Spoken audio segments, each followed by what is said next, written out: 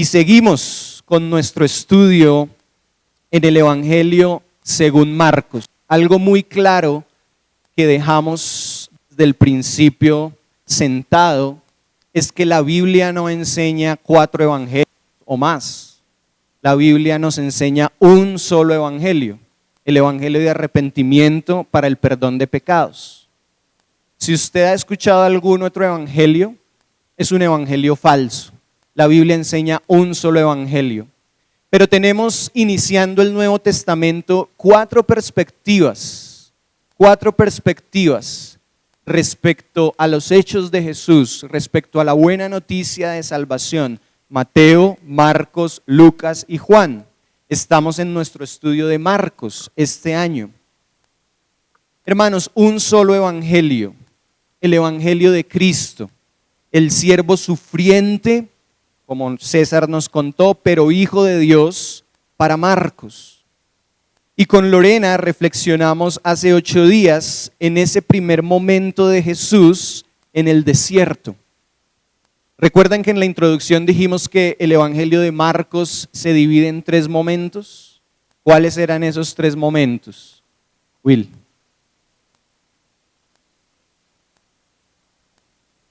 Y el tercero ya en su entrada, correcto, a Jerusalén para ser crucificado. 3 momentos. Hace 8 días estábamos culminando ese primer momento de Jesús en el desierto, donde Juan el Bautista predicó el arrepentimiento para el perdón de pecados, anunció la venida del Salvador. Jesús fue bautizado y posteriormente tentado por Satanás. Eso está hasta el versículo 13. Jesús sale victorioso de la tentación en el desierto y entramos en el segundo momento, en su arribo a Galilea. Y hoy empezamos, hermanos, a estudiar ese segundo momento. Jesús en Galilea iniciando su ministerio. Allí en el versículo 14 lo podemos leer. Después que Juan había sido encarcelado, Jesús vino a Galilea proclamando el evangelio de Dios. Salimos del desierto y entramos a Galilea. Jesús comienza su ministerio predicando, como ya hemos dicho, el único evangelio, hermanos. Las buenas noticias de salvación en concordancia con lo que había predicado Juan el Bautista. Retrocedamos un poco ahí al versículo 4, Marcos 1:4, dice la palabra del Señor: Juan el Bautista apareció en el desierto, ¿qué dice? Predicando el bautismo de arrepentimiento, ¿para qué? Para el perdón de pecados. Un solo evangelio. Pero también, hermanos, porque estamos leyendo en el 14 que Jesús entra a Galilea proclamando el evangelio, y acabamos de decir que en concordancia con la predicación de Juan el Bautista, el evangelio, el bautismo de arrepentimiento para el perdón de pecados, también quiero que notemos que hay una concordancia con la forma como Marcos inicia su relato en el versículo 1 del capítulo 1. Leamos nuevamente Marcos 1:1, dice: principio del evangelio de Jesucristo, Hijo de Dios. ¿Sí ven la conexión entre el versículo 1, entre el versículo 4 y el 14? Hay un patrón y es la predicación del verdadero evangelio. Arrepentirnos de nuestros pecados y correr a Cristo para encontrar en Él salvación.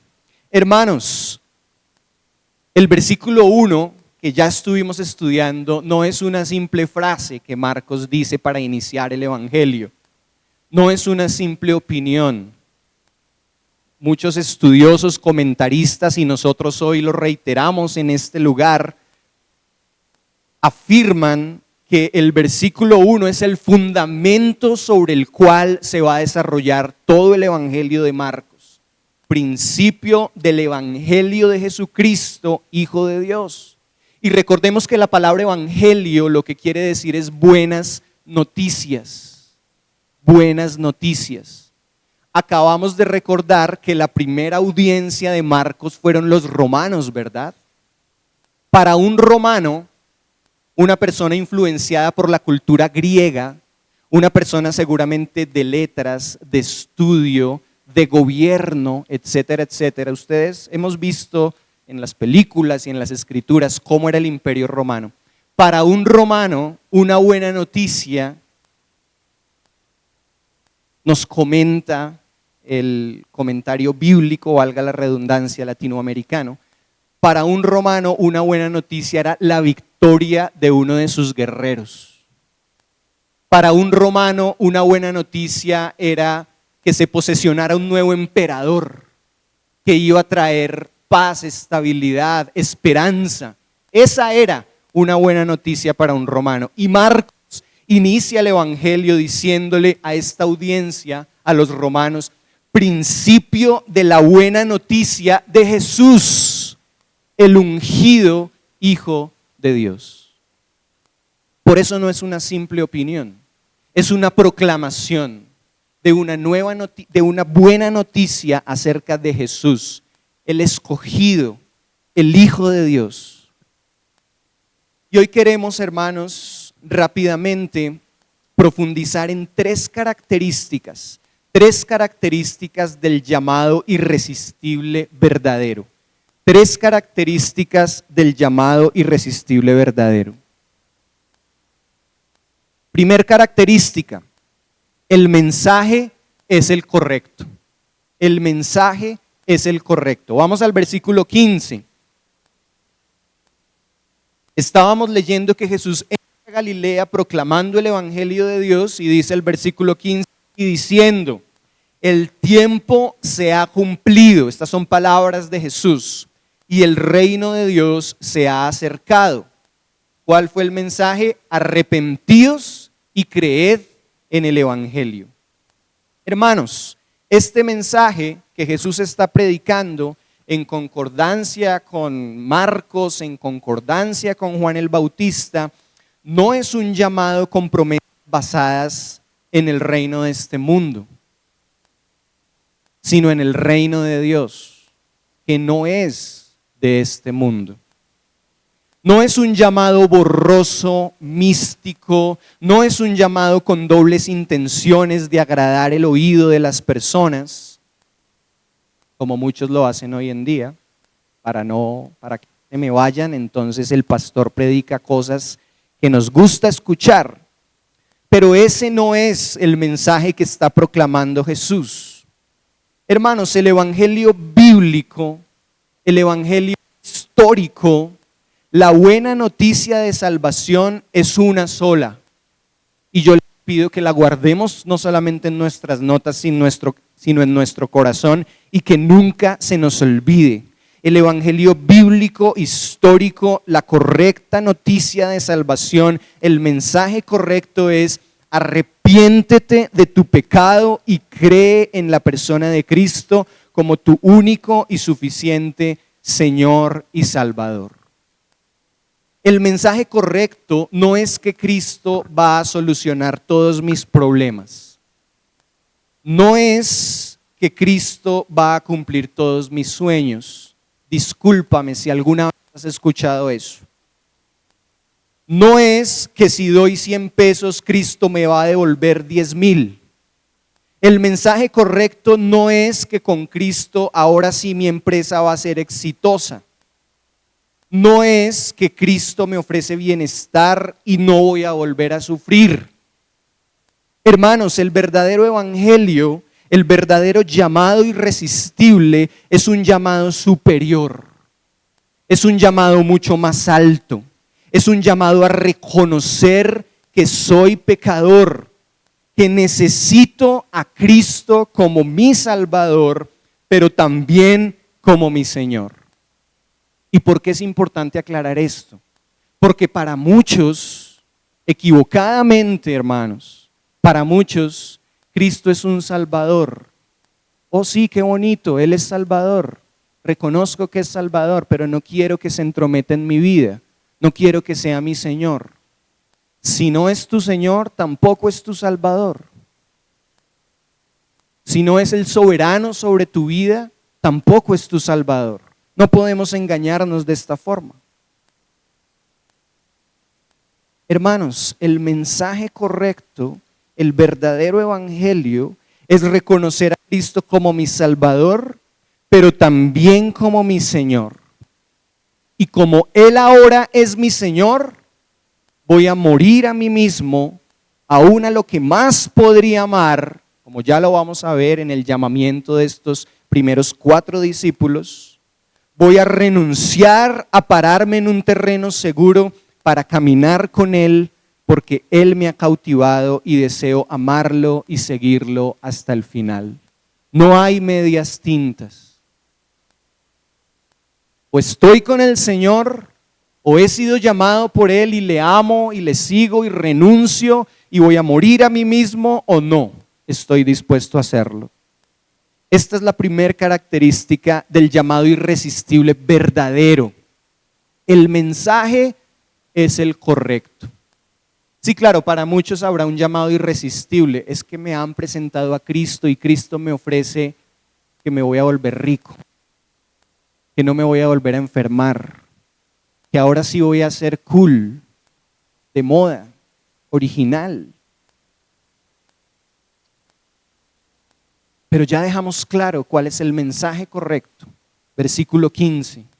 El reino de Dios se ha acercado. Arrepentíos y creed en el evangelio. Segunda característica del llamado irresistible verdadero. Es imposible negarse.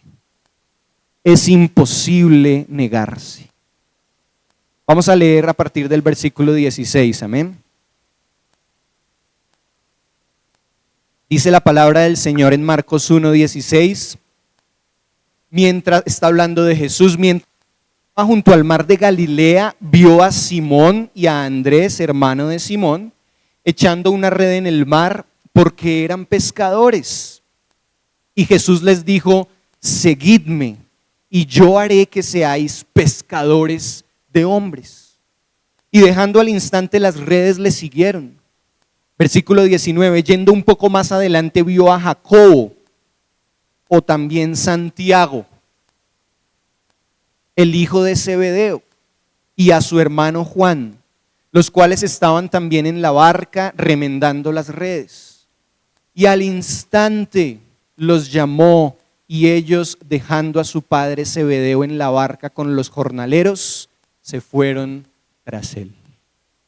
Segunda característica de un llamado irresistible verdadero, es imposible negarse. Quiero que notemos, hermanos, el énfasis bien marcado en los versículos 18 y 20.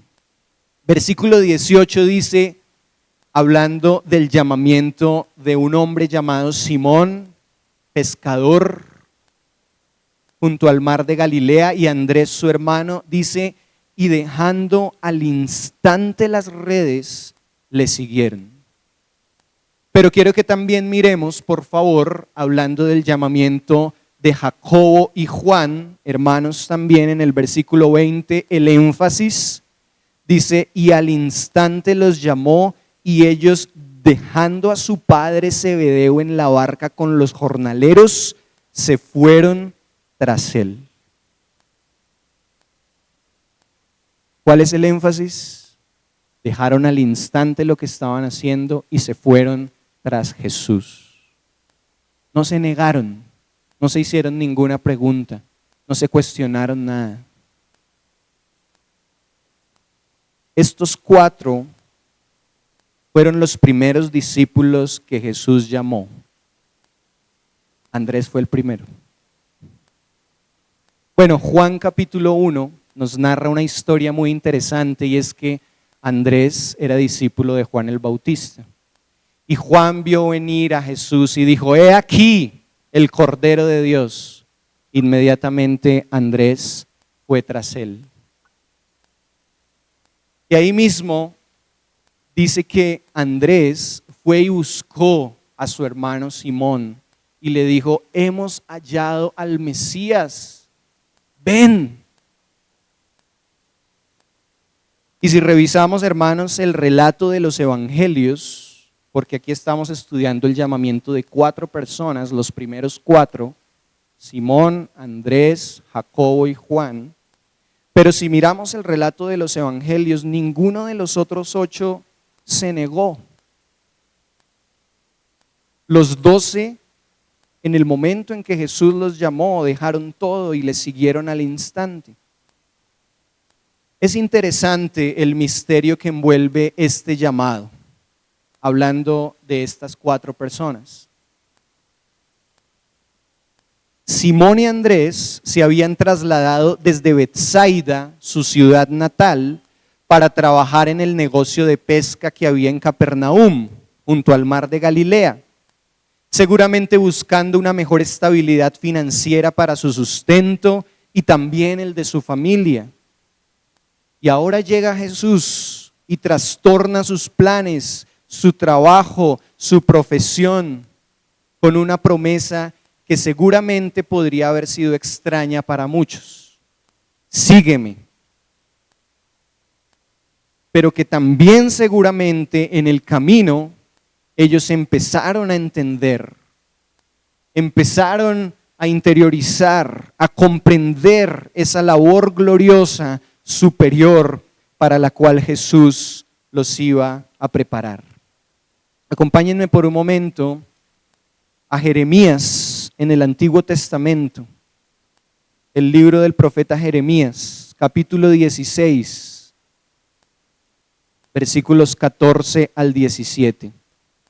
¿Y por qué digo que seguramente ellos 4, en el camino empezaron a entender esa labor para la cual el Señor los estaba llamando y les estaba diciendo, síganme?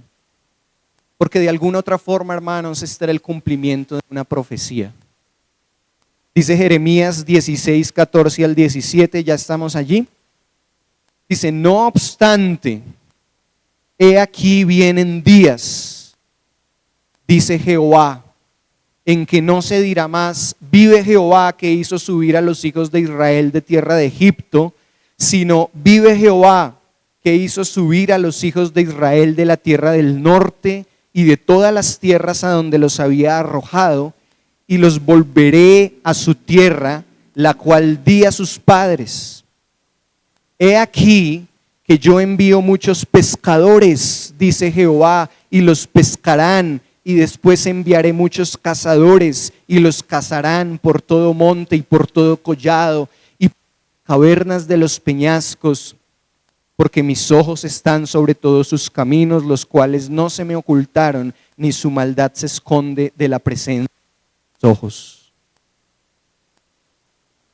Desde el Antiguo Testamento estaba profetizado que hombres pescadores, y que ahora se convertirían en pescadores de hombres, iban a ir a proclamar esta buena noticia de salvación, este mensaje de arrepentimiento y de creer en el Evangelio de Cristo. Ahí está Simón, quien fue después llamado por Jesús Pedro o Roca, y Andrés, su hermano. Tenemos ahora a Jacob, que también fue llamado Santiago, y a Juan, hermanos ellos también. Eran también pescadores, hermanos, pero eran hijos de Zebedeo. Y es muy interesante que Zebedeo realmente no era un pescador más. Zebedeo era el dueño del negocio de pesca. Un hombre adinerado y muy conocido en Capernaum. Al parecer Zebedeo era descendiente de una familia sacerdotal y por eso también era muy amigo de los sumos sacerdotes, y su familia era muy prominente. Era una familia de estatus, era una familia de dinero, la familia de Zebedeo. De hecho, hermanos, ahí en el versículo 20, en la segunda sección, si leen conmigo, dice que Jacobo y Juan, dejando a su padre Zebedeo en la barca con los jornaleros, se fueron tras él. ¿Qué quiere decir esto? Zebedeo tenía empleados. Era un empresario en Capernaum. Lo cual nos lleva también a cuestionarnos y a reflexionar, hermanos. Jacobo y Juan, como hijos de este hombre Zebedeo, lo tenían todo. Tenían posición social, tenían dinero, tenían una buena casa, tenían trabajo, seguramente era una muy buena barca con la última tecnología de pesca. Bueno, estaban remendando las redes. Eran hijos de un empresario. Pero miremos el versículo 20 una vez más cuando dice, dejando a su padre Zebedeo en la barca con los jornaleros, se fueron tras él, refiriéndose a Jesús. En este momento yo digo, wow, como muchos se preguntaron en ese tiempo, ¿quién es este? ¿Quién es Jesús? Para que estos dos hombres específicamente, teniéndolo todo, decidieran dejarlo para ir tras él.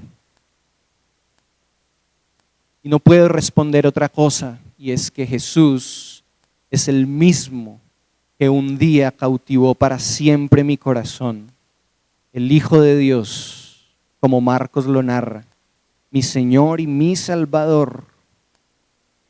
Encuentro muy coherentes las palabras de Pablo cuando le dijo alguna vez a los filipenses, todo es basura cuando lo comparo con Cristo. Tercer característica y última de un verdadero llamado irresistible, del llamado irresistible verdadero. Transforma la vida para siempre. Transforma la vida para siempre.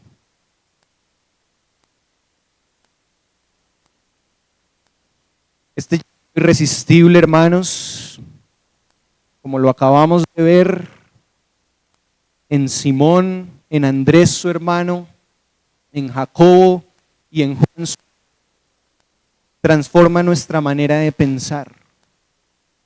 A ellos no les importó lo que estaban dejando atrás con tal de seguir a Cristo.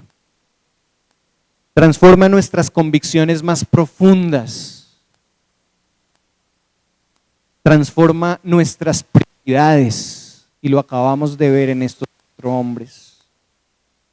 Transforma nuestras decisiones, nuestra manera de vivir, nuestra cosmovisión, la manera en la cual vemos el mundo. Tal vez Jacobo y Juan veían el mundo antes de escuchar el llamado irresistible de una forma. Qué bueno que somos hijos de un empresario, que tenemos estatus, que tenemos una buena barca, que tenemos trabajo, que tenemos una nueva casa. Y reciben el llamado irresistible de Jesús, sígueme. Y su cosmovisión cambia completamente. Ya no ven el mundo de la misma manera. Ya no importa todo eso que dejamos atrás.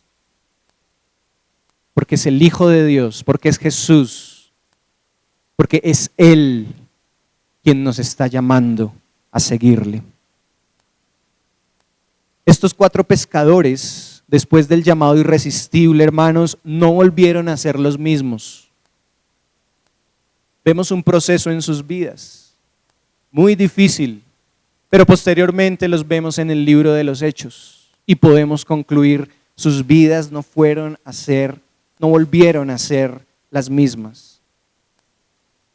Caminaron de la mano del Maestro y estaban tan convencidos de vivir por Cristo y para Cristo que aún entregaron su vida en defensa de la verdad. Pensemos por un momento en cada uno de ellos. Primero Simón, a quien después Jesús llamó Pedro o Roca. Y cuando vemos a Pedro en las Escrituras y después del llamamiento, vemos efectivamente un Pedro que fue el líder. Seguramente él fue el líder del grupo hasta los tiempos de la primitiva. Era un hombre impulsivo. Era el discípulo de responder primero, de dar las respuestas. Si recuerdan en Cesarea de Filipo, tú eres el Cristo, el Hijo del Dios viviente. Yo daría, Señor, hasta mi vida por ti. De hecho, sacó su espada y intentó quitarle la cabeza a un siervo del sumo sacerdote la noche en que arrestaron a Jesús. Era impetuoso. Era el hombre de las preguntas. El hombre que negó a Jesús después de haberle prometido que nunca lo dejaría y que nunca lo negaría. Y vemos un proceso en Pedro de vida. Pero también lo vemos, hermanos, ahí en Hechos capítulo 2 y capítulo 3, predicando el evangelio de arrepentimiento para perdón de pecados. Habiendo aprendido muchas lecciones de parte del Señor, habiendo llorado amargamente después de haberlo negado. Y dicen las Escrituras en Hechos capítulo 2 que cuando Pedro predicó el evangelio, ese día se añadieron como 3,000 personas a la iglesia.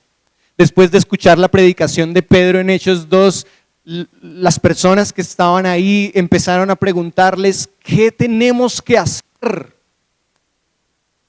Y Pedro les respondió, arrepiéntanse, bautícense en el nombre del Padre, del Hijo y del Espíritu Santo. Y después vemos a ese impetuoso, a ese líder, a ese impulsivo, hermanos, según nos comentan los historiadores, muriendo también crucificado. Lo que nos comentan personas como Clemente de Alejandría, historiador de la iglesia, es que Pedro pidió morir de cabeza en la cruz porque no se sentía digno de morir como su Salvador y Señor Jesucristo. Pero hay algo aún más interesante que leí sobre Pedro y los días de su muerte. ¿Sí recuerdan que Pedro tenía esposa? Porque Jesús sanó a su suegra. Hermanos, al parecer, según lo que cuentan los historiadores de la iglesia, es que la esposa de Pedro fue crucificada primero y él tuvo que ver su agonía y después él también ser crucificado de cabeza. Qué dolor tan tremendo, qué precio tan grande el que tuvo que pagar, pero era una convicción absolutamente profunda después de ese llamado irresistible de morir por la verdad. Después encontramos a Andrés, el hermano de Simón, y estamos en este punto de que transforma nuestras vidas hasta el último día de nuestra vida. Andrés era un discípulo más personal. Andrés siempre estaba a la sombra de su hermano, de Simón. Andrés era el discípulo, según lo que comenta MacArthur en su libro 12 hombres comunes y corrientes, que llevaba de una manera personal a las personas a Cristo. Por eso Juan relata en el capítulo 1 que Andrés fue y buscó a Simón y le dijo, hemos hallado al Mesías, hermano, ven. Y a muchos otros trajo de manera personal a Andrés a los pies de Cristo. Se dice que Andrés fue el discípulo en la alimentación de 5,000 que encontró al niño que tenía los 5 panes y los 2 peces y los llevó a Jesús. Andrés era ese discípulo personal que veía en las cosas pequeñas el gran poder que el Señor podía ejercer. Hermanos, al final de sus días, Clemente, que es prácticamente el historiador más importante de toda la iglesia, pero también después está Orígenes, nos cuenta que Andrés viajó al norte, a la región de Acaya. Ya me pasó esto la primera vez que conté la historia de la muerte de Andrés a Lorena. Se dice que Andrés también murió crucificado. Y en esa época las crucifixiones no eran solamente como las imaginamos de Jesús, que fue en una cruz con una madera vertical y sus manos extendidas. No, los romanos también tenían otra forma de crucificar y era en forma de X. Y a Andrés lo colocaron en la cruz. Pero lo más impactante es que Dice la historia que Andrés duró 2 días ahí colgado de la cruz en forma de X. Y en esos 2 días nunca se quejó. El tiempo que estuvo ahí colgado esos 2 días lo usó para a todo el que pasaba por la cruz llamar al arrepentimiento. Y esos fueron sus últimos segundos de vida. Pero después encontramos también a Jacobo. Jacobo, hermano de Juan, el Señor Jesús llamó Boanerges o hijos del trueno porque tenían un carácter muy fuerte. Jacobo era ese discípulo apasionado. En él ardía una pasión. Seguramente iba ahí detrás de Pedro, también impulsivo, respondiendo las preguntas. Y encontramos algo muy interesante en Lucas capítulo 9, y es que hay una discusión y hay una petición de Jacobo y Juan al Señor de que les permitiera sentarse en su gloria, al uno a la derecha y al otro a la izquierda. Y el Señor les respondió: ustedes no saben lo que están pidiendo. ¿Van a beber de la misma copa que yo voy a beber? ¿Van a ser bautizados en el mismo bautismo que yo voy a ser bautizado? Refiriéndose al sufrimiento. Y efectivamente, hermanos, Jacobo bebió de la copa del sufrimiento. En Hechos capítulo 12, nosotros encontramos que el rey Herodes Agripa I mató a espada a Jacobo. Jacobo fue el primero de los 12, porque seguramente Esteban ya habría muerto antes. Pero Jacobo fue el primero de los 12 que recibió el martirio, decapitado, como Juan el Bautista. Y hermanos, hay una historia muy interesante respecto a Jacobo en la historia de la iglesia. Y es que nosotros encontramos, porque otra de las escenas que también narra es que Jacobo y Juan junto a Jesús, cuando hubo un altercado con los samaritanos, ellos le dicen al Señor: ¿quieres que oremos como hizo Elías para que descienda fuego del cielo y los consuma? Y el Señor los detuvo. Pero nosotros encontramos a ese Jacobo apasionado, queriendo calcinar a los samaritanos, queriendo quemarlos vivos por haber ofendido al Señor Jesús. Lo encontramos al final de sus días, antes de ser decapitado. Cuenta la historia que el guardia que lo iba a llevar para ser decapitado, los guardias, al escuchar su testimonio, creyó en Cristo como su Salvador y lo confesó delante de las autoridades. Así que los llevaron a los dos. Y en el camino, el guardia le dijo a Jacobo, y Jacobo le respondió con un abrazo y le dijo: la paz. Contraste con Jacobo que quería quemar vivos a los samaritanos, encontramos a un Jacobo completamente transformado y yendo a la muerte en defensa de la verdad. Y por último tenemos a Juan, el apóstol del amor. Menos unas 45 veces en el Evangelio y cartas el apóstol Juan nos ha llamado a amarnos unos a otros. Juan era el apóstol que se recostaba al lado de Jesús. La vida de Juan es muy difícil, hermanos. No murió decapitado ni crucificado. Juan llegó a su vejez, pero también sufrió la persecución y el martirio. Al parecer estuvo frente de la iglesia de Éfeso en sus últimos días, pero Juan tuvo, por ejemplo, que ver cómo Herodes decapitó a su hermano.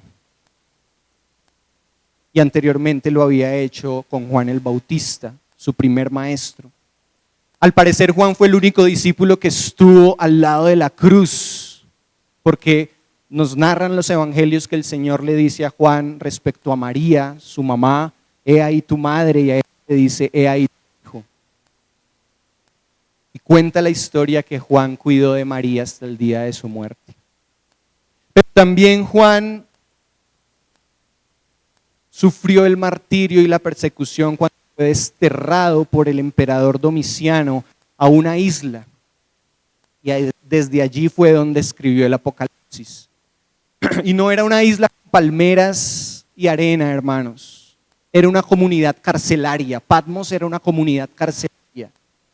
Y al parecer habían unas minas donde estas personas trabajaban allí y ejercían trabajos muy forzosos. Y lo que cuentan los historiadores respecto a Juan es que Juan vivía en ese destierro en una cueva. Y ya una persona de una edad tan avanzada tenía que dormir su almohada era una roca. Tenía que dormir encima de una roca y su almohada también era una roca. Y allí fue donde el Señor le dio la revelación del Apocalipsis. Todas estas cosas pasaron en las vidas de estos hombres, hermanos. Y seguramente podríamos estudiar mucho más respecto a lo que ocurrió, hablando de este punto específico. Su vida fue transformada para siempre. Nosotros a veces queremos comodidad, el confort, el esquivar las dificultades. Pero ese es el punto del verdadero evangelio. Ese es el llamado irresistible. Como conclusión podemos recordar las 3 características del llamado irresistible verdadero. Primero, el mensaje es el correcto. Segundo, es imposible negarse. Y tercero, transforma la vida para siempre. Evalúa tu propia vida. Reflexiona tú mismo, ahí donde estás, mientras oramos. Y piensa: he escuchado el verdadero llamado irresistible. Porque seguramente hay otros llamados que has escuchado, pero el mensaje no ha sido el correcto. Tal vez te has negado muchas veces, o tal vez tu vida no ha sido transformada, porque como decíamos en el último mensaje, tienes en mente las cosas de este mundo y no las cosas de Dios. Esa fue la respuesta del Señor para Pedro cuando lo confrontó con el sufrimiento que tenía que padecer. El Señor le dijo a Pedro: apártate de mí, Satanás, porque no tienes en mente las cosas de Dios, sino las de los hombres. ¿Has escuchado, hermano, el llamado irresistible del Señor? El mensaje correcto, el llamado al cual no puedes negarte y el llamado que transforma y seguirá transformando tu vida hasta el último día que estés sobre esta tierra.